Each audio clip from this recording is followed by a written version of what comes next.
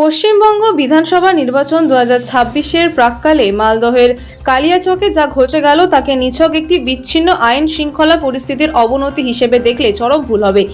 এটি আসলে কয়েক লক্ষ মানুষের নাগরিকত্ব ও ভোটাধিকার কেড়ে নেওয়ার এক সুপরিকল্পিত ষড়যন্ত্র এবং সেই অন্যায়ের বিরুদ্ধে গর্জে ওঠা কণ্ঠস্বরকে স্তব্ধ করার এক নগ্ন আস্ফালন।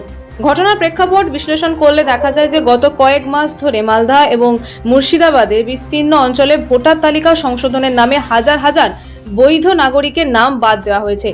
বিশেষ করে সংখ্যালঘু প্রধান এলাকাগুলোতে এই নাম কাটার প্রক্রিয়াটি একটি নির্দিষ্ট প্যাটার্ন অনুসরণ করছে, যাকে রাজনৈতিক বিশ্লেষকরা ডিজিটাল ডিটেনশন বা নিঃশব্দে নাগরিকত্ব হরণের প্রক্রিয়া হিসেবে চিহ্নিত করছেন।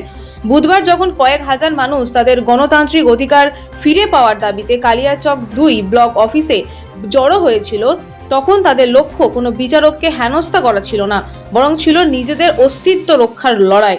আন্দোলনটি শুরু হয়েছিল সকাল থেকেই, যখন মালদহের মোথাবাড়ি ও সুজাপুরের বিভিন্ন রাস্তায় মহিলারা ঝাঁটা হাতে নেমেছিলেন এবং হাজার হাজার মানুষ 12 নম্বর জাতীয় সড়ক অবরুদ্ধ করে দিয়েছিলেন।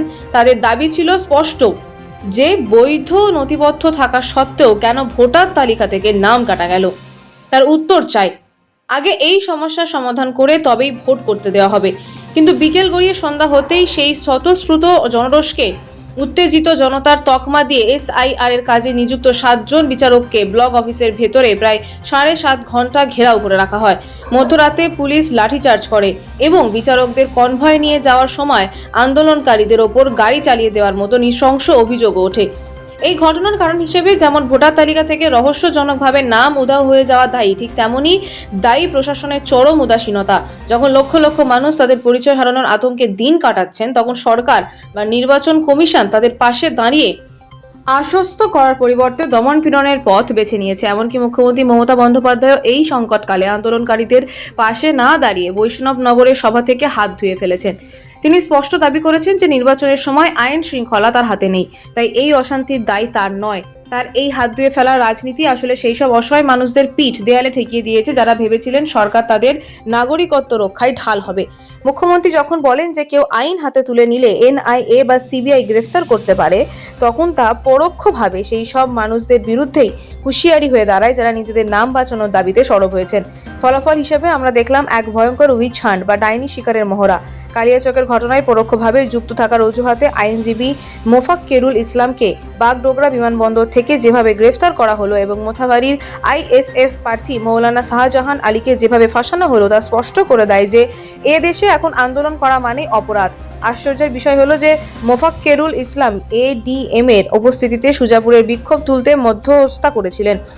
তাকেই মূল চক্রী সাজিয়ে NIA এর হাতে তুলে দেওয়া হলো, অথচ একই জমায়েতে উপস্থিত থাকা শাসক দলের প্রার্থী সাবিনা ইয়াসমিন বা কংগ্রেসের হান্নানের বিরুদ্ধে কোনো পদক্ষেপ নেওয়া হয়নি। এটি প্রমাণ করে যে তদন্তের অভিমুখ নিরপেক্ষ নয়, বরং এটি একটি নির্দিষ্ট রাজনৈতিক ও ধর্মীয় গোষ্ঠীকে লক্ষ্য করে পরিচালিত হচ্ছে। সুপ্রিম কোর্টের কড়া অবস্থান এবং NIA তদন্তের নির্দেশ আসলে এই দমন নীতিকে আইনি শিলমোহর দেওয়ার নামান্তর। এর মাধ্যমে রাজ্য ও কেন্দ্র উভয় পক্ষই এই বার্তা দিতে চাইছে যে SIR প্রক্রিয়ায় নাম হারালে বা অধিকারের দাবিতে পথে নামলে কপালে জুটবে জেল আর সন্ত্রাসবাদীর তকমা। নির্বাচনের ঠিক আগে এই গণগ্রেফতারি এবং আতঙ্কের পরিবেশ সৃষ্টি করার অর্থ হলো সংখ্যালঘু ভোটারদের মনোবল ভেঙে দেওয়া, যাতে তারা নিজেদের অধিকারের দাবি ভুলে প্রাণ ভয়ে কুঁকড়ে থাকেন। মালদহ কাণ্ড আসলে ভারতের গণতান্ত্রিক কাঠামো সেই কঙ্কালসার রূপটি প্রকট করে তুলেছে, যেখানে প্রতিবাদী মানেই শত্রু এবং বিচার মানেই প্রতিহিংসা। অধিকার রক্ষার লড়াইকে অপরাধ হিসেবে গণ্য করার এই বিপজ্জনক প্রবণতা আগামী দিনে বাংলার রাজনীতির জন্য এক ভয়াবহ অশনি সংকেত হয়ে দাঁড়িয়েছে।